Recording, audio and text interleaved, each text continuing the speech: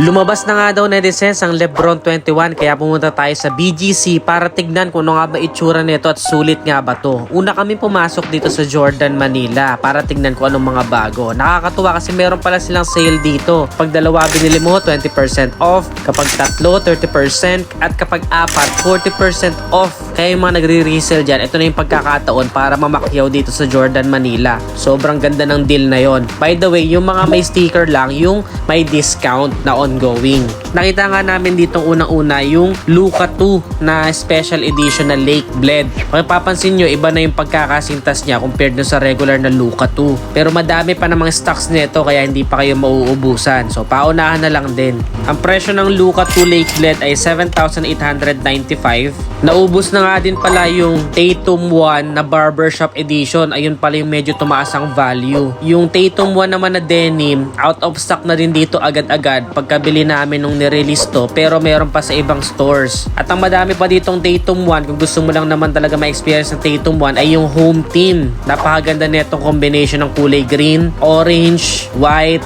black, at talagang parang ang sarap ipanglaro at pansinin din sa court. Ang presyo naman ng Tatum 1 home team PF ay 6,895. Pero isa sa mga magaganda dito netizens ay yung parang kulay ng Pilipinas na Air Jordan 1 Low SE. Dito ay may kulay red na swoosh tayo, tapos sa may toe part na may kulay blue. Yung ilalim naman niya ay kulay parang translucent na powder blue. And meron din tayong gold na Air Jordan plus gold din dun sa may heel part. Ganda, diba? Nasa 7,095 naman ang presyo niyan. So syempre, wag na tayo magpaligoy-ligoy pa. Pumunta na tayo dito sa Nike High Street para dito natin makikita yung Lebron 21. Actually, available na rin to sa Nike app pero gusto ko na rin siya makita in person. At ito nga yung kulay ng Lebron 21 na Akoya. Sabi nila special edition daw to. Kaya nung itatry kong isukat, nakita ko dun sa kanyang box, meron siyang parang kabibi sa loob na dun nakasulat yung specifications niya. Actually, sabi ng staff nila dito ay para daw ito sa anak ni Lebron. Actually, dito sa Lebron 21, marami ang nag-argue na parang kulang siya sa colorway or sa pagiging flashy na compared dun sa Lebron 20 na napakadaming kulay ongoing. Pero unang labas pa lang naman to, inaabangan ko yung parang kulay gold and white edition dahil napaka-elegante nun. Huwag mo siyang masyadong ismolin sa kanyang itsura netizens dahil sobrang komportable naman nito kapag naisuot mo na. Hiyang na hiyang talaga ako sa mga Lebron, lalong-lalo na dito sa next gen na binili ko last time. And dahil medyo tumaas na nga itong Lebron 21, mas nagustuhan ko to compared dun sa Lebron 20. Pag suot mo pa lang, napakasarap ng yakap niya sa paa. Parang ayaw mo ng bitawan, mapapabili ka talaga. Pero ako nagtitimpi ako kasi gusto ko pa sanang antayin yung ibang colorway na lalabas para mas sulit yung aking pagbili. Meron na nga din pala silang bagong KD16 netizens na ang napansin ko, dalawa yung kulay na meron dito. Meron pang indoor at meron pang outdoor. Dahil mahilig din nga pala sa orasan itong si Kevin Durant, ay makikita natin na may mga pattern siya na parang orasan, lalong-lalo na sa outsole. Mas bet ko tong Pathway Royalties na colorway kaysa dun sa Emotional Pathways which is yung pang indoor. Yung pang outdoor, XDR siya, pwedeng indoor-outdoor, pero makikita mo yung kapal nung kanyang outsole at talagang mas hindi ka manghihinayang ipang outdoor to. Isa naman translucent yung kanyang outsole and perfect to para sa mga naglalaro lagi sa tabla. At sa mga nagtatanong, kung may heel slippage pa kagaya ng previous na KD15, wala na pong heel slippage to. Yakap na sa may heel part yung KD16. At 8,395 naman ang presyo niyan. Habang yung Lebron 21 ay meron namang 10,895 na SRP. Since bago to, medyo mas mura pa siya. Feeling ko mas magiging 11,000 na ulit to kapag lumabas yung ibang colorway.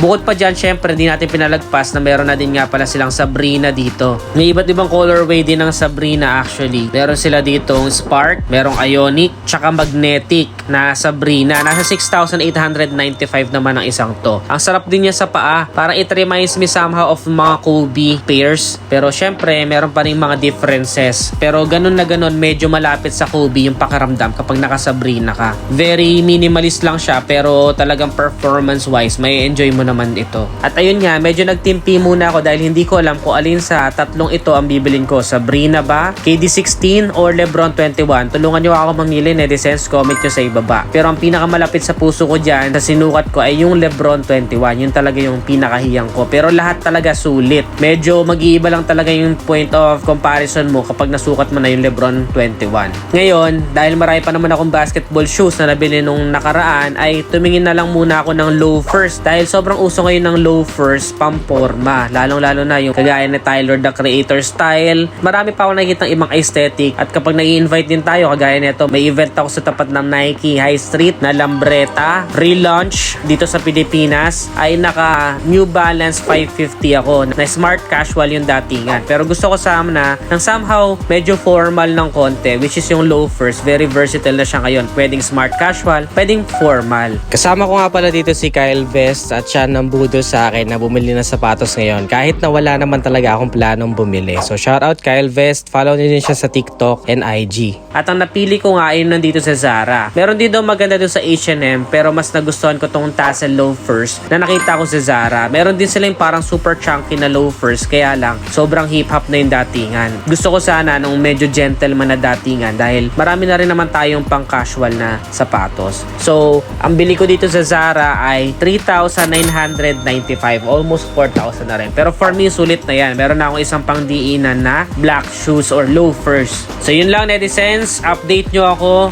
kung meron pang ibang mga dapat ako i-check na sapatos at bilihan na sapatos. Comment nyo lang dyan sa ibaba. Kung nagustuhan mo to, don't forget to give this video a heart and follow this page for more. Again, this is Adriano. See you in the next vlog.